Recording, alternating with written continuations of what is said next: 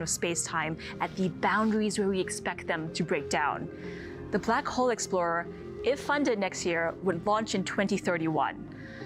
Black holes provide an excellent playground for testing the limits of scientific possibility. They reveal profound. The Black Hole Explorer, if funded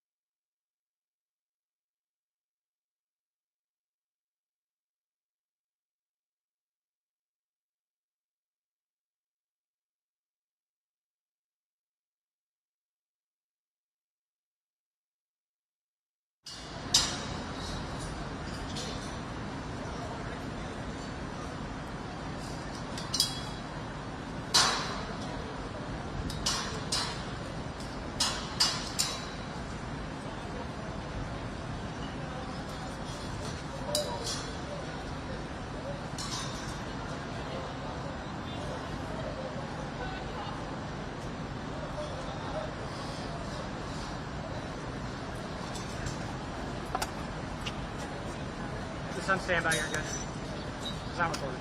It might be live, but Oh, is it live? yeah, I think.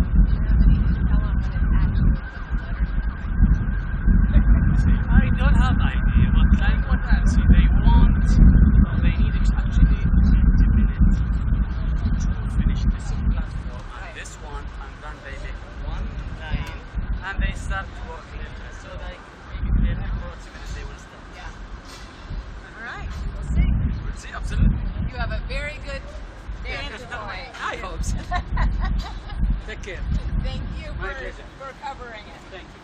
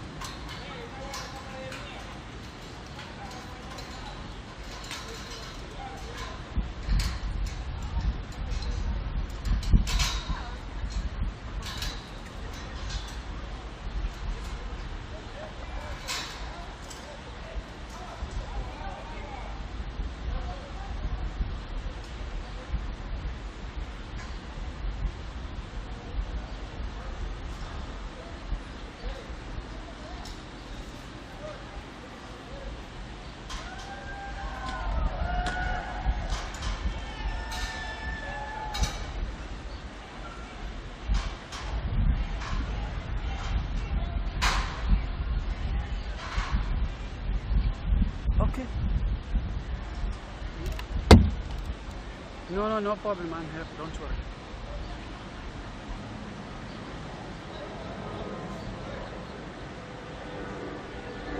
It's perfect. No problem. I'm here. See you. Bye-bye.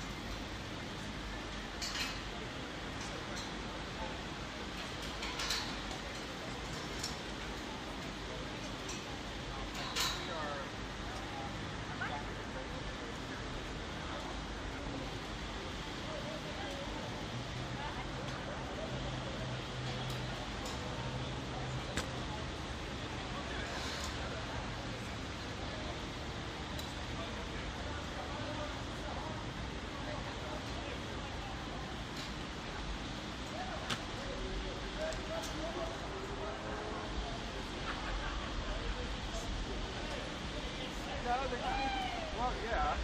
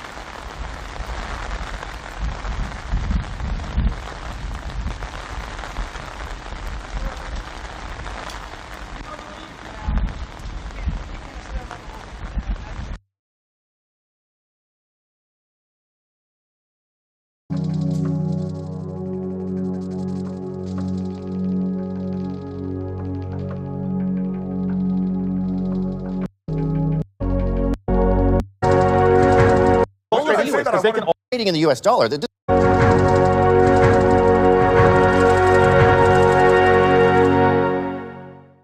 what No, they were just trading in the U.S. dollar. That doesn't mean we ran straight. That's just the currency. We're not going to run straight anyways, because they can always control the When did I say drones. that I would like the JCPOA back? When did I ever say that? Because you want them to not have a nuke.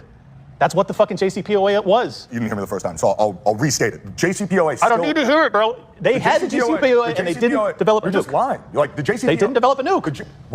They didn't develop a nuke because of concerted efforts in terms of cyber hacking, which we've already been over, and assassinations against That's the just top not true, nuclear though. scientists. There was What's not true about inspections. that? There was regular inspections for No, there years. wasn't. So you align more with Obama's foreign policy, is what you're saying. On Iran, absolutely. Okay. Obama was absolutely right about the All right, JCPOA. well, It was the that's best good. thing he That's a ever did. distinction. It's just lies. Like the JCPOA fully allowed them to have multiple underground facilities as they do today and develop as much Were they nuclear inspected enrichment or as weren't possible. they? No, there wasn't. The IAEA You're a liar. came. You're a liar. Anyone watching this, go online and see what Look the it up. Look it IAEA up. said Look it up. themselves. Look it up. That's exactly right. Clint Russell nailed it. Yeah, look, the debate is going pretty viral. It's already got over 50,000 views. It's a two-parter. I don't know if you guys have seen all of it. I highly recommend you watch at least part two. Part two is the real showdown, in my opinion. It covers everything that I really, really care about, all of the major promises and lies from the Trump administration and why MAGA is on its deathbed. So today we've got a lot of news to cover, but I am also going to do kind of a retrospective on the debate now that I've had a chance to rewatch it. It was recorded about a month ago, so I actually did rewatch the full thing. And overall, I thought I did well. I thought that I covered about 80% of the things that I would like to say. But I would like to kind of give a preface or an explanation for those that don't understand how it went down. It was about a 5-hour recording day, and they only put out a little over 3 hours. So they cut a lot. So, people are reaching out to me saying, why didn't you bring up A, B, C? Well, like A and B, I probably did bring up, but they got left on the editing room floor. And then C was just like a matter of there being 8-9 people in the room. And this is probably the biggest lesson I learned from the debate, especially after watching it back and seeing how much Owen Schroyer talked, is that I have a tendency to try and be very, amicable. I really wanted to give room for the women on our side of the panel an opportunity to talk.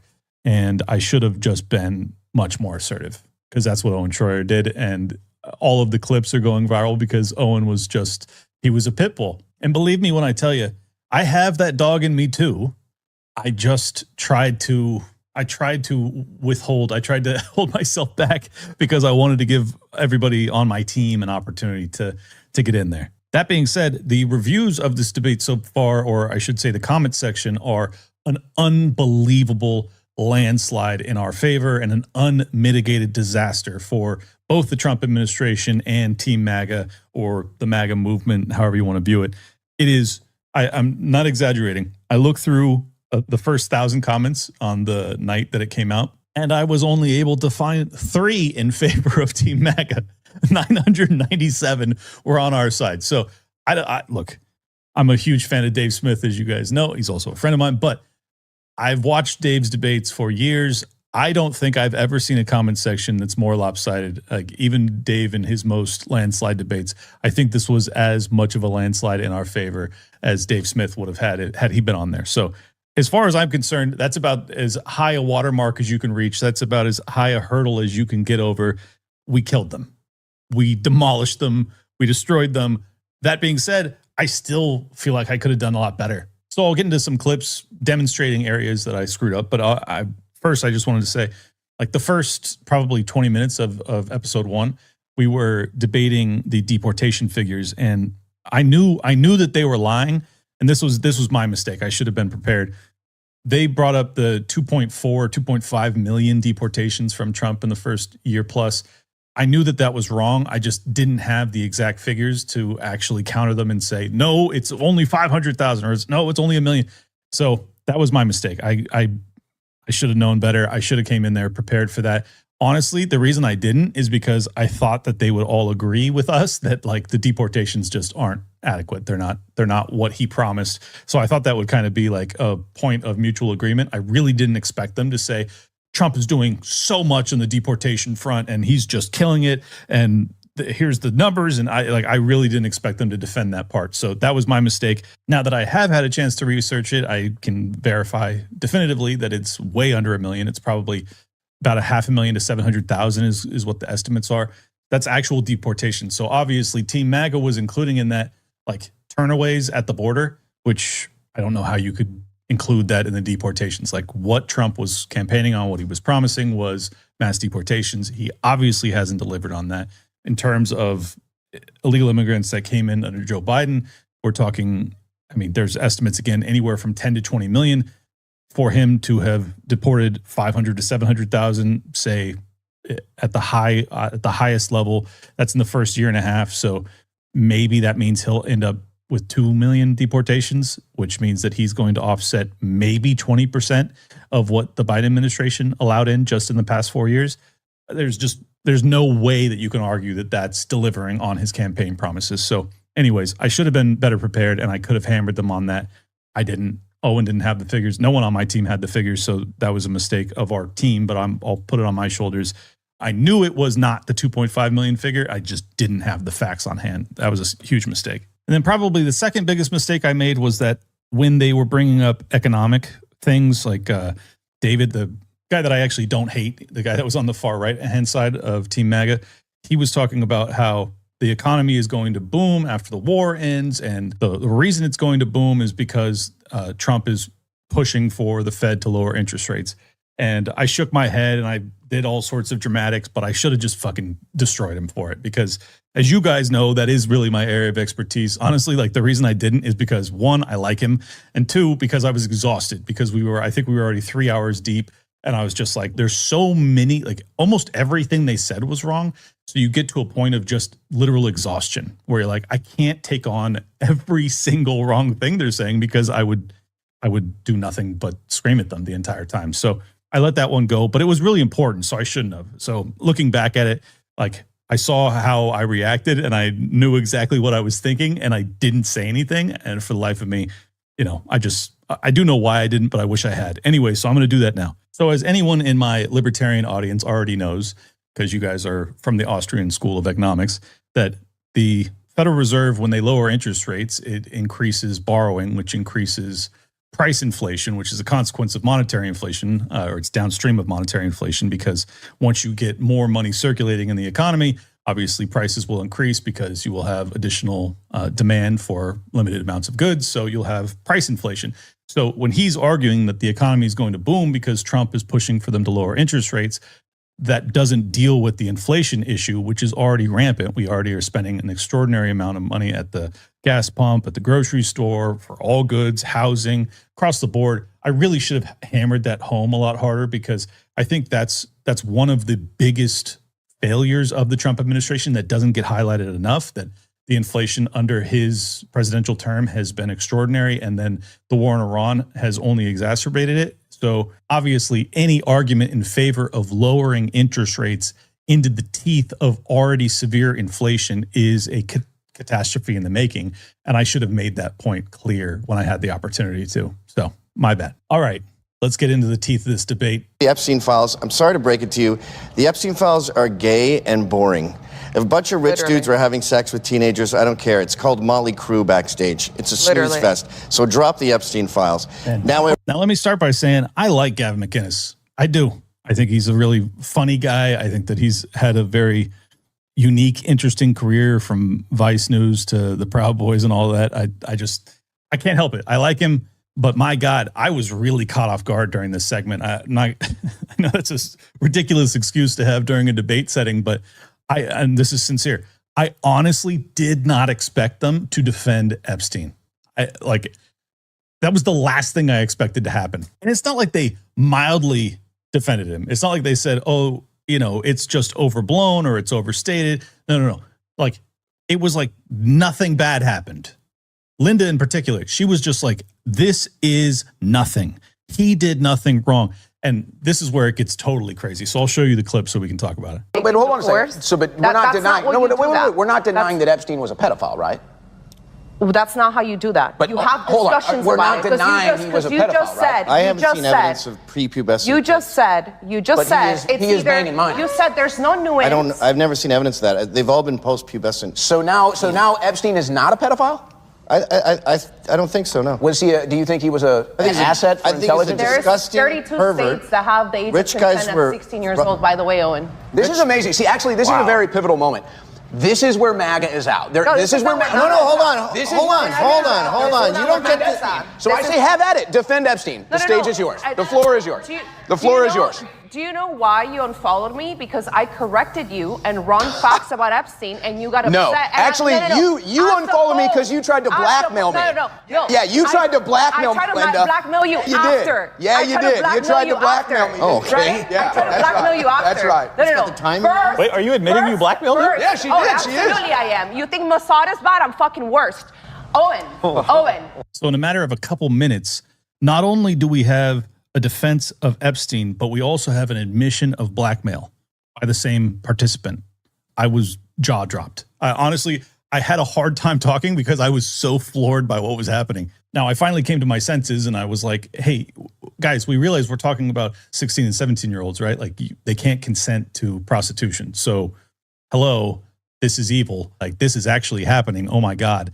That being said, also, like, when you are in a debate setting and you have your opponents that are saying just insane shit, you kind of just want to let them talk. So I was actually like intentionally being reserved during this period because I was like, they are demolished. And I even said that. I was like, oh, you want to defend Epstein? The floor is yours. Owen said the same thing. It's like, have at it. This is going to absolutely wreck you guys. I can't believe you're going to do this.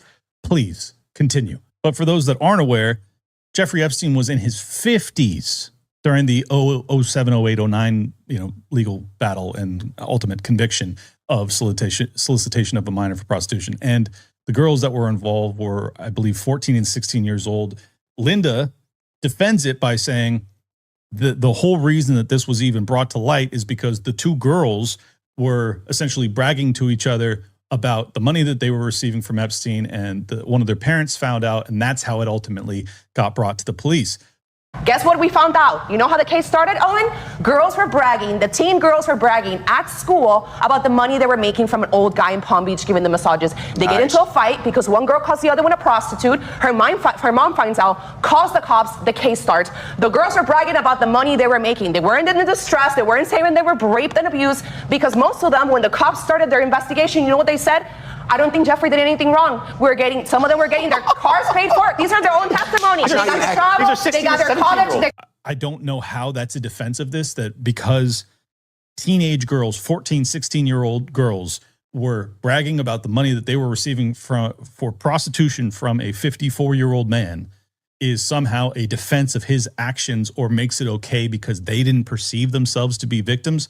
I still, honest to God, I still can't believe that happened, and I still can't believe that she honestly feels okay with that position. And I got to talk about this for a second, because I think this is, from a macro level, this is really, really good evidence of this being like genuine cult-like behavior. What if a sore throat and fever overnight didn't mean spending hours at urgent care or missing work? With the medical emergency kit from the Wellness Company, just match your symptoms to the doctor-recommended guidebook and start treatment immediately. It's a mini urgent care at your fingertips. Inside are 8 core medications, including ivermectin, a generic Z-Pak, amoxicillin, and more, covering over 30 common conditions when a doctor isn't available. No waiting rooms, no pharmacy lines. And don't worry about expiration dates. A U.S. military study found 90% of medications remained effective for up to 15 years beyond their listed expiration. It's perfect for home and summer travel. Toss it in your carry-on and be prepared wherever you go. Ordering is simple. Complete a short medical form. At checkout, a licensed doctor fills your prescriptions and your kit arrives in 1 to 2 weeks. Head to twc.health/lockdown and get $30 off, plus free shipping. Again, head to twc.health/lockdown and use code lockdown for $30 off. Again, this is for U.S. residents only. And the reason I know it's cult-like behavior is because I know none of these people would have defended, and none of them were defending Hunter Biden when he was accused of underage things of this nature too. So in my view, this isn't just simple hypocrisy.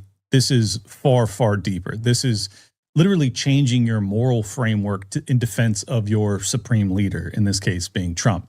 And because Trump told his followers, his loyal, dutiful sycophants, to move on from the Epstein files, that there was nothing to see here, many of them honestly did that.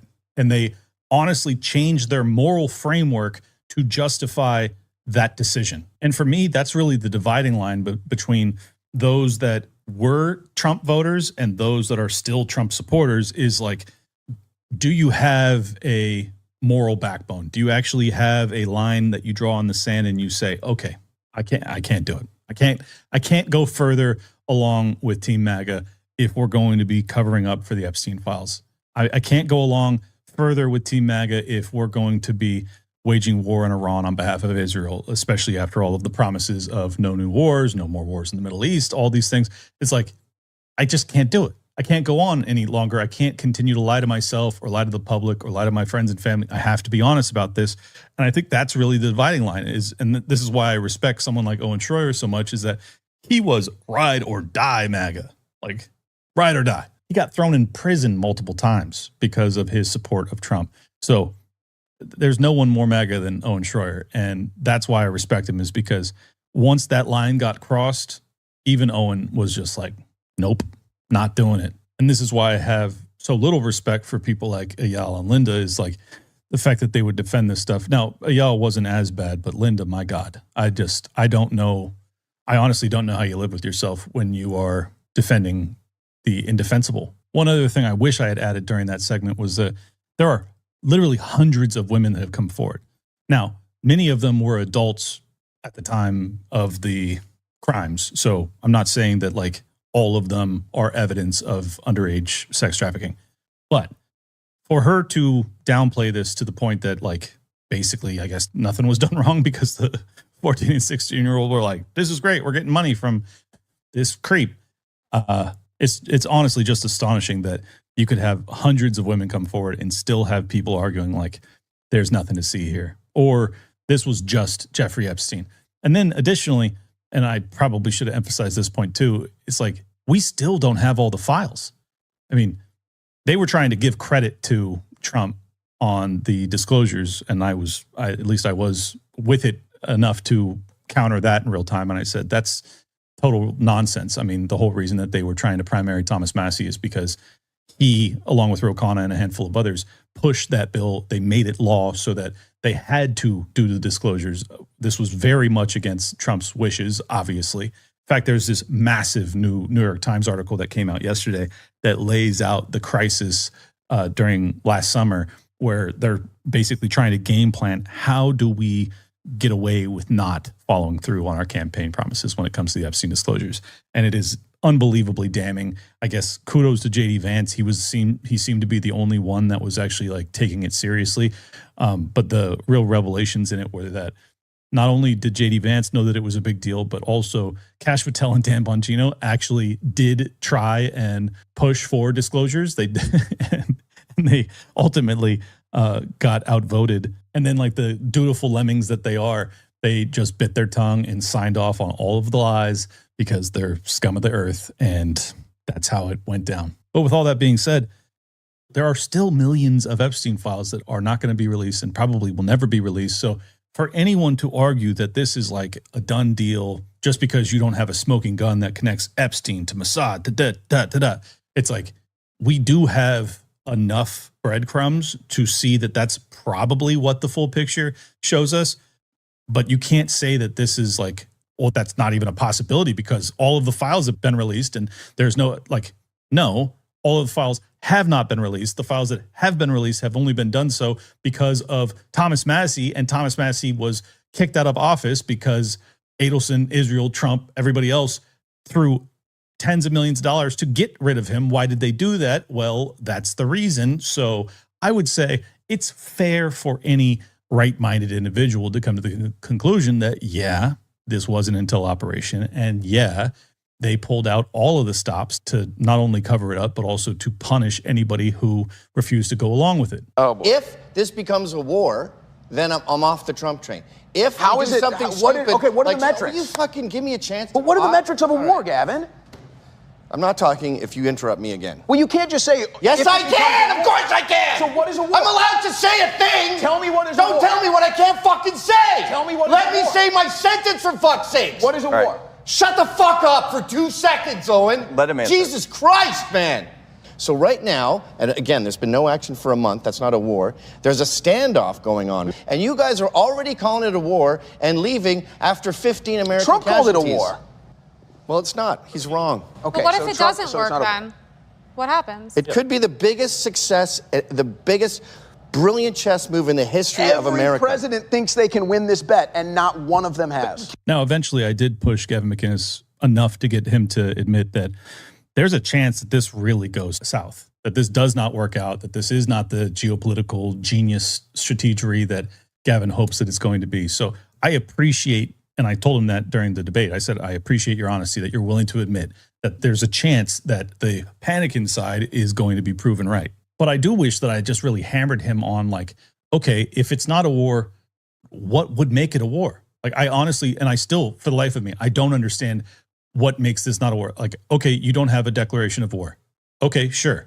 Well, you didn't have a declaration of war in the war in Afghanistan or the war in Iraq or the war in Vietnam. You haven't had a declaration of war from Congress since World War II. So have we not been in a war for the past 70 years, even though we've been at war about 60 plus of those 70 years? Like, can we just be honest about this? This is obviously a war. If you have special forces on the ground, if you have bombs dropping, if you have soldiers dying, if you have ships deployed, if you have additional troops being deployed, how is it not a war? If you're killing thousands of people in Iran, how is it not a war? If you are defending Israel from counterstrikes from Iran or from Yemen or Lebanon, like, how is it not a war?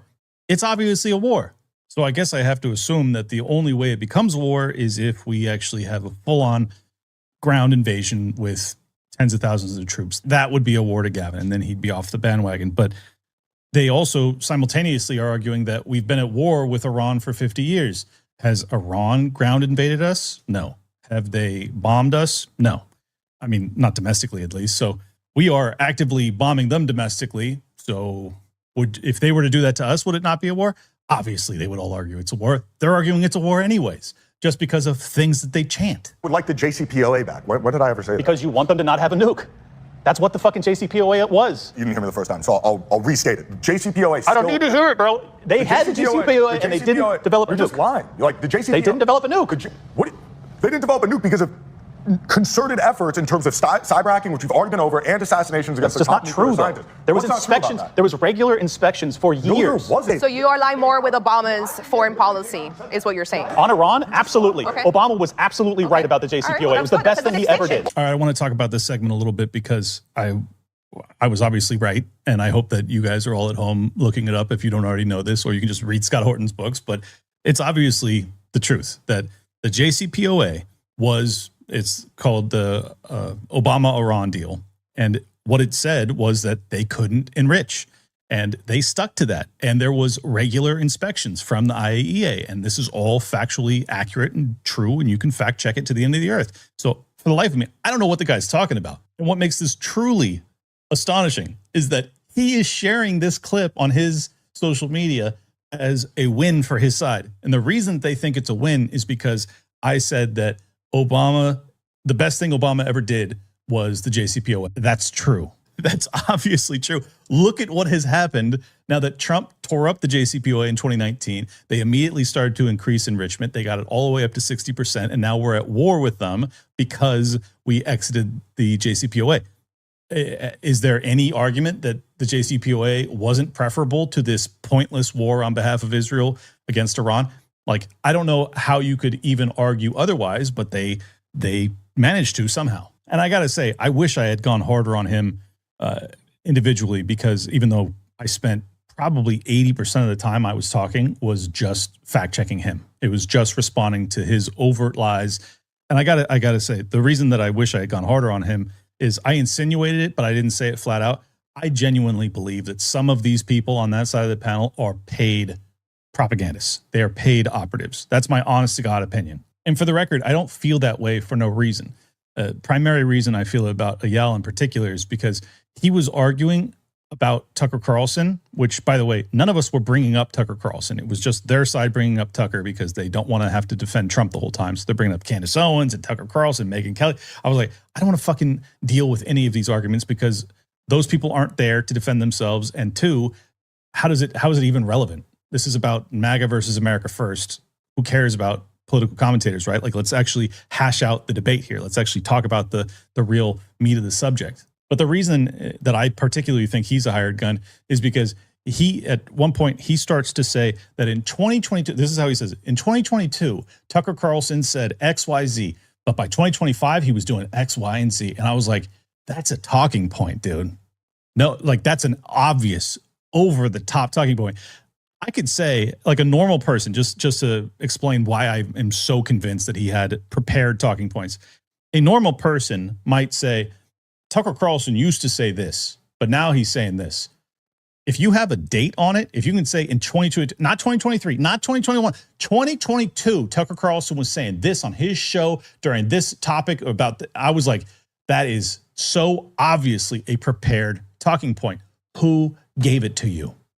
Why are you saying it like that? And what I said to him in that moment was, are you paid to track and memorize the transcripts of Tucker Carlson's monologues? Because I was doing it in a cheeky way, but what I was insinuating was pretty obvious, that I think that you are pushing paid for talking points. That's what I think he was doing there. And again, it's not that I have no evidence to believe that there are paid propagandists for the pro-Israel side of the aisle. The reason I believe that, there's an incredible article out today from Responsible Statecraft, and they lay out, Brad Parscale, Clock Tower X. I've talked about it on prior episodes, but Israel has increased its, what I would describe fairly as a propaganda budget, from $150 million in 2025 to $730 million this year alone. And 15 million of that went to Brad Parscale, who used to be in Trump's cabinet. So that's a big, big deal. He is registered under FARA as an Israeli agent. And many of the top conservative commentators are being paid through Clock Tower. And probably even more disgusting, they have a Christian media company in America called Salem Media Group, which also pays some of these top commentators. And they're funding millions of Israeli dollars into American ears and eyes. So obviously, I can't say definitively that I know that any of my opponents in this debate are actually being paid for their talking points. But I'll just tell you, we know that there are tens and tens and tens of millions of dollars that are being flooded into the American economy that are being registered with FARA to influence American citizens to be more favorable towards Israel, and much of that money is going to influencers. I think it's fair to conclude that probably one or more of them are. And let me also say, just because I'm agreeing with Obama on the JCPOA doesn't mean that I liked Obama's foreign policy or that I supported his foreign policy. His foreign policy was terrible too. He continued a ton of wars, all of the wars that had been started under George Bush. He didn't end any of them. He increased the bombing in Yemen and all sorts of other fucked up CIA shit that he was supporting. So I am not defending Obama. I'm strictly saying that in terms of A-B options, when it came to Iran in particular, the JCPOA was highly preferable to this obviously avoidable, disastrous war against Iran. But in MAGA cult world, if you ever say anything positive, especially if you're saying, I prefer Obama on this over Trump, well, then you're obviously a traitor, you're a Marxist, you're a this, you're a that. It's ridiculous. This is cult nonsense. You're the one that wants them out. I'm asking you who should be out. I'm asking the guy on video. I get out. And you're a stupid bitch, actually, for that fucking matter. Linda, come on. It's not. I'm going to keep this part short because I really didn't enjoy this part of the experience, but the near fist fight between Josie and Linda was obviously uncalled for and unnecessary, and the name calling towards Josie was atrocious. I don't know if I should have gotten involved. I was trying to just let Josie handle it, but it felt like there was about to be a fist fight, honestly. And I was like, am I really going to have to body check someone? This is not good. So I'm glad it didn't escalate to the point of actual physical violence. And I really wish that lady shouldn't have been there, but she was. I thought that she was ultimately just devastating to their side of the aisle in terms of argumentation. So I guess it was to our advantage to have her there. But in terms of like an actual productive conversation, because I was there in good faith trying to like make genuine arguments, it probably would have been better if she just wasn't there at all. And for the record, Josie wasn't lying. That lady is literally twice her size. So it was not going to be a fair fight. I was going to have to get in the middle of it. So I was like, please don't do this. Don't do this to me. And then one more bit of macro analysis. What I really came to the conclusion, and I know this sounds like I'm just being intentionally insulting, but I don't mean it to be insulting, is that I don't think that these people are deep thinkers. I'm not saying Gavin's a dumb. I'm more critiquing the two in the middle, but the entire side doesn't seem to understand economics. They don't seem to understand second and third order effects. They don't seem to understand that the win scenario that they laid out was exactly what we had in January of this year. Yeah, that's literally what they were arguing for. They were saying, we want to make sure that Trump has a memorandum of understanding that they're not going to build a nuclear weapon, and we need to not have them controlling or charging fees for the Strait of Hormuz. I was like, that's what it was in January. That's what it was before we started to bomb the hell out of them. And none of them were even willing to bring up Operation Midnight Hammer and argue like, hey, if that was such a success, why did we have to do this? If Trump was telling us the truth and that they had taken out all of their nuclear facilities in July of 2025, why are we at war with them in spring of 2026? Someone explain that? No. The other thing that you'll notice is that none of them, not one fucking time, did they argue in favor of liberating the Iranian people.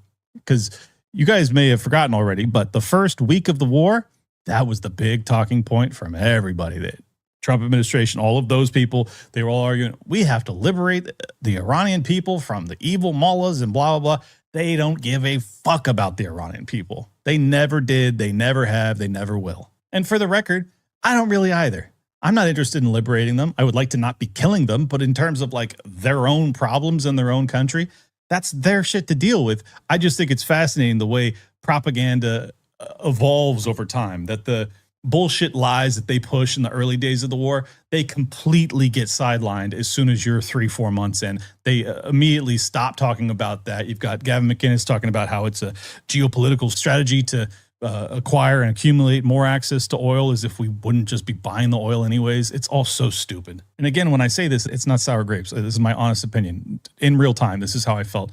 I felt like they literally couldn't understand what I was saying. Like when I'm talking about, the petrodollar system or how the win scenario that they are proposing, in fact, was JCPOA plus the Strait of Hormuz being open, like that's what it was. So why are you in support of Trump, given that he tore up the JCPOA and he started the war? It's just like they don't have any grasp on the facts. They don't have any grasp on the history of this. They instead of talking about the 70s and taking over of hostages, none of them wanted to talk about 1953. None of them want to talk about the installation of the Shah or the overthrow. It's like they don't want to go down the history path. They want to start at a specific time in history, and then they want to just focus on all of the bad that's been done by Iran, but none of the bad that's been done by America or the West more broadly. It's just ridiculous. And speaking of people that I think are paid propagandists, let's check out this clip from Glenn Beck. Researchers have been documenting male fish developing female characteristics in rivers all across the United States. It comes from birth control pills that wastewater treatment plants can't fully filter out, and it's in the same water that runs into your home. Well, if you've got kids at home, I would probably not recommend taking that risk, which is exactly why I use Cove Pure to filter my water. So here's how this actually works. When people take medication, their bodies don't absorb all of it. The rest gets flushed, goes through wastewater treatment, and those plants were never built to catch pharmaceutical compounds. So estrone from birth control pills, antibiotics, antidepressants, they just come right back out of your tap. Your standard pitcher filter from the store just isn't going to cut it here. These compounds are too small, too persistent. You need something that can filter these things at a molecular level. And that's exactly what Cove Pure is. Their clear wave reverse osmosis technology is certified to remove up to 99.9% of contaminants, estrone, fluoride, PFAS, lead, arsenic, basically anything that isn't water gets filtered out. It tastes great, it's super easy to set up, and it looks slick on your countertop. But see, here's the thing. Those fish didn't have a choice about what was in their water, you do have that choice. Go to covepure.com/liberty and you can get up to $250 off right now. Again, that's covepure.com/liberty for $250 off. This is for a limited time, so make sure you check it out today. Then what he revealed yesterday was not just a military operation. He revealed the United States has quietly been preventing the largest oil shock in modern history. Because as soon as this war is over, you know, I can say it now, something you didn't know. Do you know we've been taking out millions of barrels of oil? Nobody knows it. You know who doesn't know about it? Iran, until right now. We took out the other night 22 ships, late at night with no lights, because they don't have any radar, because we blasted the crap out of it. We took out, that's why oil's $85 a barrel. Why is oil at $86 a barrel? Because we're taking ships out in the cover of darkness. Remember all of those ships that they said were just stuck there with all the, 100 million barrels of oil? And they're just stuck there in the Strait of Hormuz and nothing can get them out. Yeah, what they've been doing is they've been taking those oil tankers out, moving the oil on other oil tankers, moving those oil tankers back in the cover of darkness. This is a massive military operation. This is amazing. So first, let me point out how depraved Christians get when it comes to being Republicans in warfare. Glenn Beck is arguing that this is such a huge win because we are stealing so much oil. Oh, very godly, right? All right, that's number one. Number two, think about the math on this. So I looked it up because I think it's fair to try and do some math and make sure that this is actually factual, because Trump says we are making a fortune on all the oil that we're stealing from Iran. Okay, let's do the math. How many barrels of oil can fit on a ship? Well, by my calculations, about 2 million barrels. That's a very large ship, obviously. So let's just assume that Trump is telling the truth, which I have no reason to believe, but just assume for a second that he is. And there's 22 ships filled with 2 million barrels of oil. That means that would be 44 million barrels of oil. Okay, now let's talk about the cost of the war. So far, we've spent at least $30 billion. At current market rates, it would take 375 million barrels of oil to break even. So, assuming Trump is telling the truth and assuming Glenn Beck is just being honest, then that's 44 million. We need 375 million. We're a wee bit short. There's like 330 million more barrels of oil, and then we'll break even on this war. So are we making a fortune, or are we hemorrhaging money? Obviously, it's the latter. But this is exactly what I'm talking about with the paid propagandists. I just struggle to believe that someone who can do deep dives on geopolitics and deep dives on the global economic landscape, which I've seen Glenn Beck do.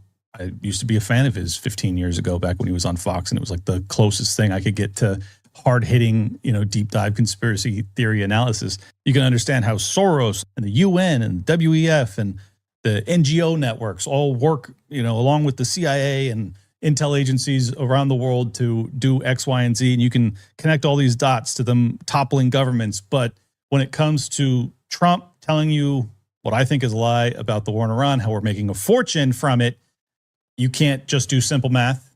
You can't just fact check that and go, yeah, actually, we're not making a fortune. No, we're not. Now, who is making a fortune?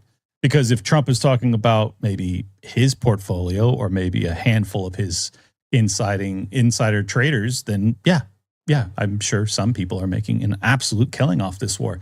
Are the American people, the people he campaigned on representing, are they making a fortune? No, we are not. I'm not one of these people that believes we should end the Federal Reserve. I like the Federal Reserve. It can work if you have smart people, but we have people that are stupid. So I support the Federal Reserve. I support fiat money. Now, I'm not playing this Fuentes clip to try and paint him in the same light that I did Glenn Beck. I actually think that Fuentes is sincere.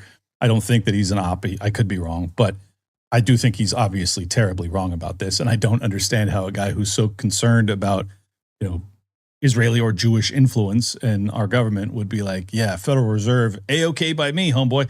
Like, it's nuts. And what's even more confusing to me is that I know that Fuentes was at a time, deep diving. I don't know if he ever considered himself a libertarian, but he was certainly deep diving libertarian literature, I'm sure he understands the argument against the Federal Reserve. I'm sure he understands the arguments in favor of sound money or hard money. So for the life of me, I don't understand how he would be in defense of that. And I just wanted to address this for a second because I think it's really important because he has got such a huge influence, especially on the young people. But the reason that young people can't afford housing more than anything, it's not illegal immigration.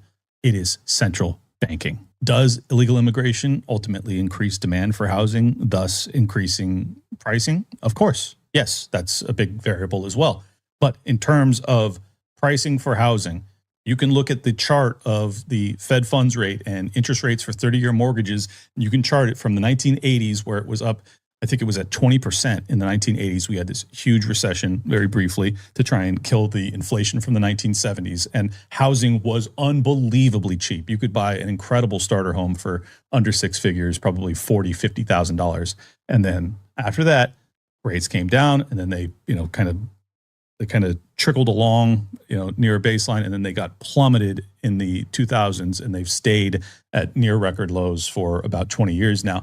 That is the reason housing is so insanely expensive, is because everyone has been able to borrow for anywhere from 4 to 7% on a 30-year mortgage for the past 20 years. And obviously that increases the amount of demand for housing. And more importantly, it allows for hedge funds, all the people that, I'm sure Nick Fuentes rails against and BlackRock, et cetera, that have been buying up single family housing and turning them into rental properties, that has ultimately killed young people's opportunities to buy housing. So I would simply ask of you, Nick, how is it that you said that if the Federal Reserve was ran by smart people, that it would work?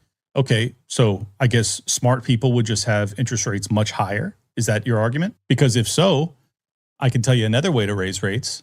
It would be to end the Federal Reserve, because no one in their right mind would ever lend out money for 30 years at 5% interest rates or 7% interest rates for that matter, because it's a terrible investment. But for 10, 11, 12% interest, yeah, they probably would be willing. But in terms of income inequality, in terms of devastating the young people of this country when it comes to not just housing opportunities, but in terms of employment and all sorts of other knock-on effects, car prices too, cost of living broadly, the Federal Reserve is the number one factor that has destroyed our standard of living, along with the military-industrial complex, which apparently Nick supports as long as it's in our hemisphere and not in the Middle East. Why? I don't really know. And then additionally, Nick and the America First, I guess, banner is kind of wrapped around the idea of how our jobs got outsourced. They got moved overseas. Well, why do you think that happened? The reason it happened is because we are the reserve standard of the world. The dollar has the reserve status. So the reason that costs are so much more expensive here is because of the Cantillon effect, because we get to spend the money that we print first. So the inflationary effects hit the rest of the world and they hit the people that are further away from the printing press. And it also allows for us to borrow and spend extraordinary amounts of money, which ultimately increases the pricing of everything, which ultimately makes it so that the cost of living here is much higher, which requires our wages to be much higher, which means that employers don't want to employ the domestic population because they can find cheaper labor overseas. So again, the Federal Reserve has created the dynamic that you rail against, and yet you are in favor of the Federal Reserve. You are in favor of fiat currency. How? How is that possible? And for the record, maybe Nick's got great answers to all these questions. Again, invite's open. You want to come talk about it? I'm happy to do so. But in the meantime, I don't see any justification for you giving lip service in defense of the Federal Reserve. And I would love for you to go into detail as to why the Federal Reserve, why fiat currency has been to the benefit of the American people. Because for the life of me, I don't see it. I never had a problem with Dan, ever. And that problem began when I brought this information to his attention, and he became a different person. He was clearly terrified. I didn't get it at first, but he was hysterical. And ultimately, after a long series of text exchanges, which I still have, and phone conversations, he said, look, take it up with Trump. He's the one who shut down the investigation. And that was, I think, the first or second week of December. I think it was the beginning of the second week of December. I have it written down. But that was the moment, and I realized, oh, wow, there's no good explanation for shutting down an investigation into your own attempted murder. Like, this is not what we've been told it was. I had to talk about this clip. Honestly, I could have done an entire episode about it. It's such an unbelievably explosive claim, but I think Tucker's telling the truth about this. He says that Dan Bongino basically told Tucker Carlson when Tucker Carlson was saying, hey, I've got lots of communications from crooks, but I've found that the FBI is not digging into. Why are they not?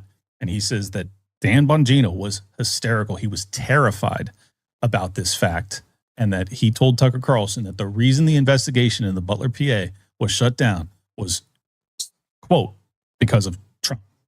Donald Trump shut down the investigation into his own assassination. And in my view, you can come to two conclusions. Actually, I'll be nice and say there's three possible answers as to why Donald Trump wouldn't want the full investigation into who nearly by a centimeter almost killed him. Number one, and this is the most benign explanation, is that Trump doesn't want that story to be circulating because he thinks somehow that would incentivize copycats. Maybe. Okay. That's the most benign answer, right? Two, Trump faked it, that this was some sort of opt to increase his favorability. It certainly did that. And that's the reason. I personally, after doing lots of research on this, I don't believe that's even remotely possible. I believe Corey Comperatore and many other people were actually shot on that day. Most people don't know about that. There was bullets lodged in other people that were, life-threatening. So I don't believe for a second that live ammunition was fired past Trump and he was in on it. So I think three is the most likely option, is that it was an intel operation meant to eliminate Trump.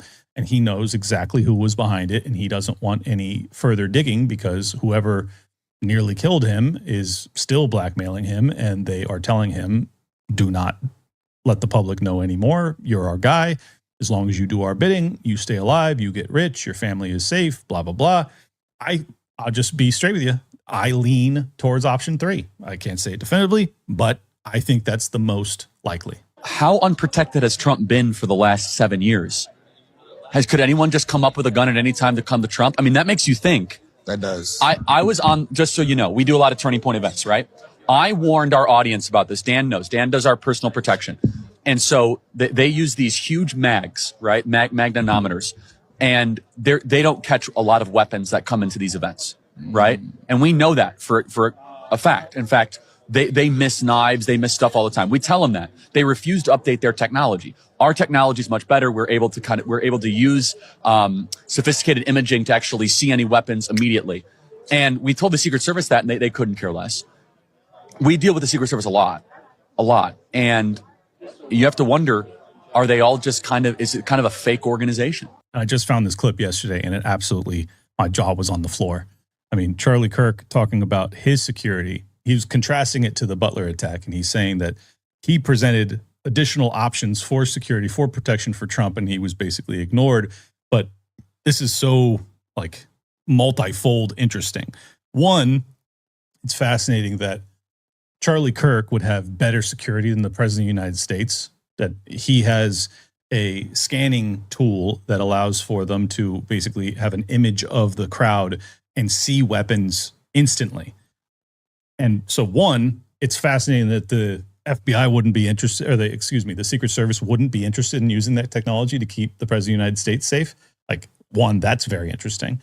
But two, how is it if they have this advanced technology that can identify a weapon in the crowd instantaneously, was able to get on that rooftop, get in the perch or prone position, and fire off that fatal shot?